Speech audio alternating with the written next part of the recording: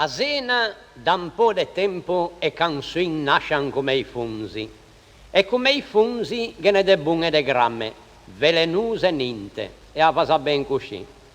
A me piace cantare queste canzoni zenesi, e difatti in casa de fea go sempre a fior di labbra un motivetto allegro come accompagna. Assai una malattia, ma mi cose che posso fare? Mi se me da che una martellan scendio, credei che già stemme. Ma che? Canto. Peccò che ogni tanto succede di malintesi. L'altro giorno passeggiava per via 20 settembre e come al solito canticchiava. E tregi de Santa Brigida, egua che si consuma. Davanti a me, che è una signora tutta elegante, asseggia le scatole e mi dice: bello Zueno, e anche un finito d'angoscia?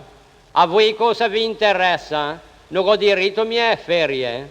Se vede che le ha una bugaige.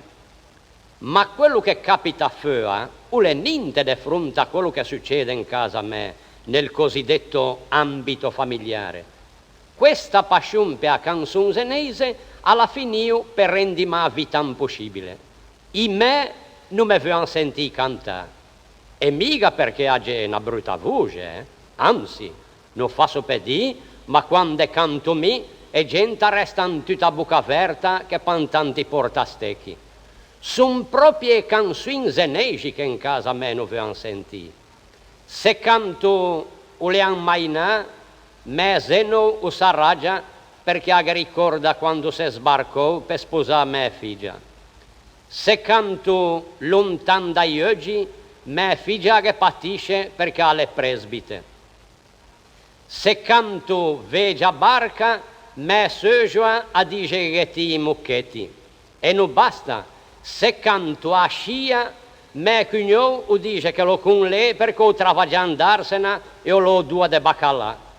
Se canto passa il tempo, o vecino in faccia come deve 1000 franchi, o dice che ho fatto per ricordare il debito. E se canto zena mai ci te lasciò, allora s'arrangiano tutti insieme. Ma se devono rassegnare, perché mi da zena non me ne vado manco, ma manco, che vedo troppo bene a me si te, perché mi ha detto i Natali, anche se me l'ha detto senza di nada nuce.